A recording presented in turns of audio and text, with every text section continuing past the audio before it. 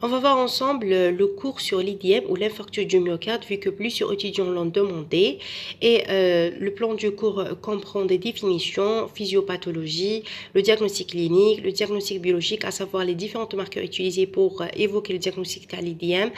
On a les anciens et les nouveaux marqueurs ainsi que on va voir la prise en charge, le traitement et les complications.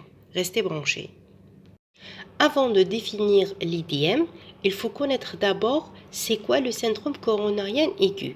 Alors, c'est des manifestations cliniques caractérisées par une ischémie aiguë du myocarde et qui comprend l'angor instable et l'infarctus du myocarde. La définition de syndrome coronarien aigu, il repose sur des critères cliniques, sur la modification de l'ECG et la détection dans le sang de biomarqueurs de lésions et de la nécrose myocardique. Il faut savoir que le syndrome coronarien aigu, il est subdivisé en IDM avec sus-décalage persistant du segment ST, donc un IDM ST positif, et de syndrome coronarien aigu sans sus-décalage du segment ST qui inclut l'angor instable et un IDM ST négatif. Si le patient présente des douleurs rétrosternales aiguës, il y a une suspicion de syndrome coronarien aigu, donc il faut faire le CG. Si le CG est positif, c'est-à-dire il y a un sus-décalage du segment ST, dans ce cas, le patient présente un IDM avec un ST positif. Si le CG est négatif, donc il n'y a pas sus-décalage du segment ST, on va doser un biomarqueur cardiaque, à savoir la troponine.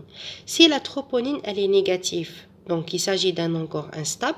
Si la troponine elle est positive, donc il s'agit d'un IDM avec un ST négatif. Donc la troponine, c'est un biomarqueur cardiaque qui est dosé surtout si l'ECG est non contributif avec une clinique atypique. Maintenant, on va définir l'infarctus du myocarde. C'est une nécrose ischémique massive et systématisée du myocarde. Elle est étendue à une surface supérieure ou égale à 2 cm², due à l'interruption brutale de l'apport sanguin artériel dépassant les possibilités de suppléance collatérale. C'est-à-dire qu'il y a une occlusion ou thrombose d'une artère coronaire. Selon l'OMS, pour diagnostiquer l'infarctus du myocarde, il faut au moins avoir 2 critères parmi les suivants. L'hérouma, douleur rétrosternale angoissante, constrictive, irradiant vers la mâchoire et le membre supérieur gauche et qui dépasse les 30 minutes et ne cède pas à la trénitrine, c'est-à-dire elle résiste aux dérivés nitrés.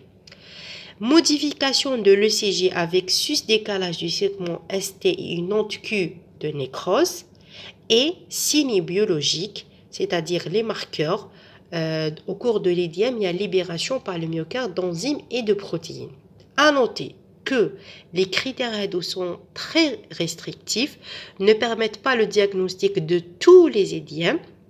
Seule la modification des marqueurs biologiques témoin de la nécrose cellulaire et qui permet alors le diagnostic de l'IDM.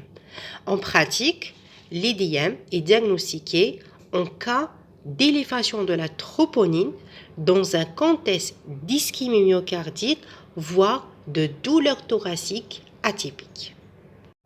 On va définir maintenant l'angor. Donc c'est une crise de douleur qui se concentre à la poitrine et provoquée par un manque d'oxygène dans le myocarde. On distingue 2 types, l'angor instable et l'angor stable. L'angor instable, c'est une ischémie myocardique sévère due à la rupture de la plaque d'athérome compliquée d'une thrombose coronarienne partiellement occlusive. Elle est aggravée par des spasmes et une inflammation. L'angor instable il survient après des efforts plus ou moins intenses ou au repos. Il est difficile à soulager et évolue vers l'IDM. Par contre, l'angor stable a un comportement prédictible, dure moins de 20 minutes et est soulagé par la trénitrine. Un peu d'épidémio. Alors l'IDM, c'est la première cause de mortalité.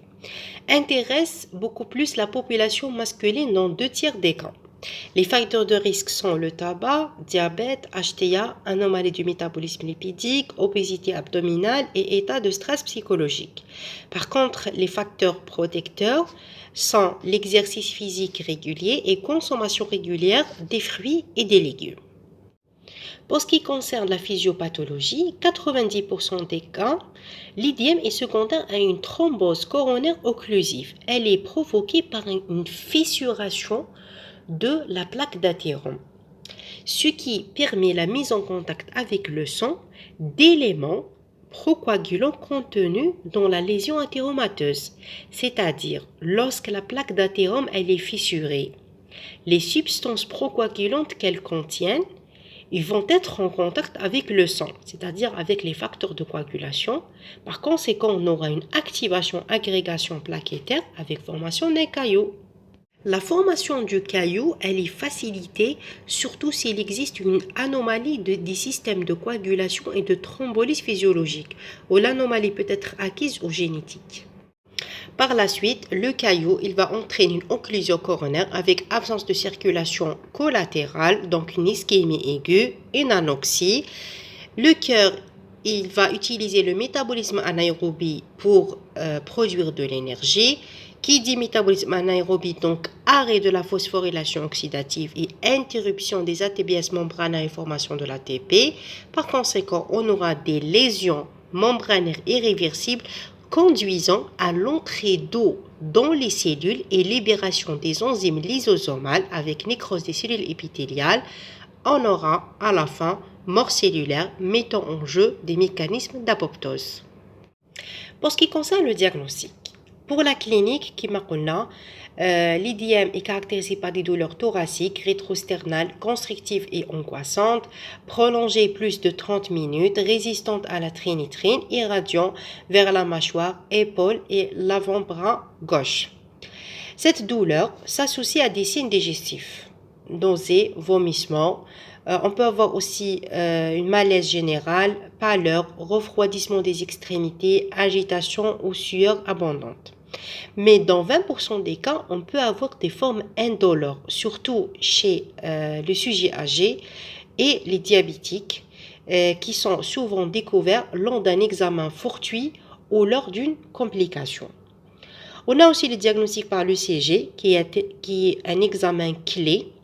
Généralement, l'association de douleur plus l'ECG sont suffisants pour porter le diagnostic de l'IDM. Pour le diagnostic biologique, il s'agit de dosage des biomarqueurs cardiaques. Alors, quels sont les critères de choix d'un marqueur?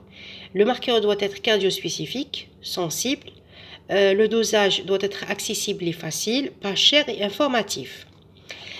Et quel est l'intérêt de dosage des marqueurs cardiaques? Alors, l'intérêt, c'est pour faire le diagnostic de l'IDM, surtout si le CG est non contributif.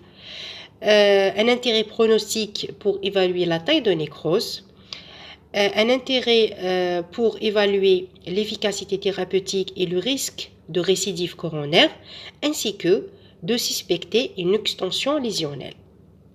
On distingue deux types des marqueurs biologiques de la nécrose cardiaque. On a les anciens marqueurs et les nouveaux marqueurs. Les anciens marqueurs cardiaques, عندنا le LDH ou la lactate déshydrogénase, qui est une enzyme tétramère, résulte de l'association de 4 subunités avec deux types génétiquement différents. عندنا le H, c'est le cœur, M, muscle, avec 5 isoenzymes.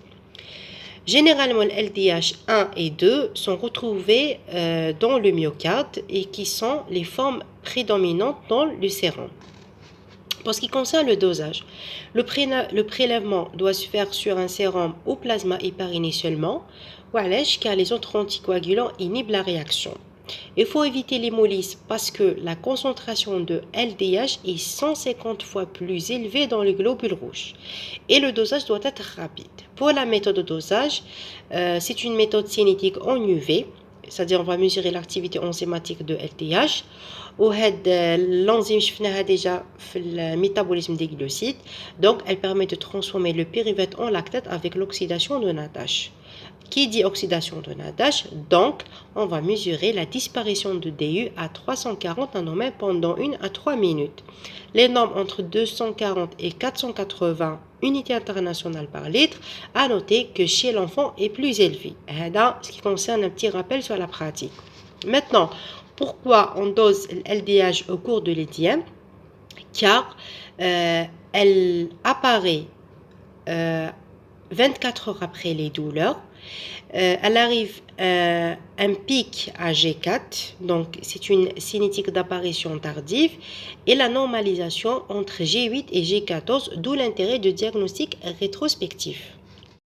On a aussi l'azate ou l'aspartate aminotransférase, qui est une enzyme qui catalyse le transfert du groupement alpha-aminé d'un acide aminé sur un groupement alpha-cétonique de alpha-cétoglutarate en présence d'un cofacteur qui est le phosphate de pyridoxal. L'azate, c'est un marqueur non spécifique parce qu'il augmente en cas de myopathie, rhabdomyolyse, cétolyse hépatique, hémolyse, embolie pulmonaire, myocardite et péricardite. Alors, au cours de l'IDM, l'azate augmente après 12 heures avec un pic 48 heures et elle se normalise à G5. Mais ça reste qu'il n'a pas d'intérêt dans le diagnostic de l'IDM. Le troisième marqueur ancien, c'est la CK ou la créatine kinase, qui est une enzyme qui permet de phosphoryler la créatine en créatine phosphate. On a deux sous-unités, la M et la B, avec 3 isoenzymes. On a CKBB inférieur à 1% de CK total retrouvé au niveau du cerveau, CKMB 5% retrouvé dans le muscle et CKMM 95% dans le muscle squelettique. Alors, pour ce qui concerne les caractéristiques de ce marqueur, alors, elle est sensible, elle est proportionnelle à la quantité de nécrose, mais elle est peu spécifique, car la CK aussi augmente en dehors des pathologies cardiaques, à savoir l'intervention chirurgicale, exercice physique intense et traumatisme. Pour la cinétique, elle apparaît 4 à 6 heures avec un pic de 24 heures et elle se normalise entre G3 et G4. On a fini avec la première partie. La prochaine vidéo, on va continuer les marqueurs cardiaques actuels pour le diagnostic de l'IDM.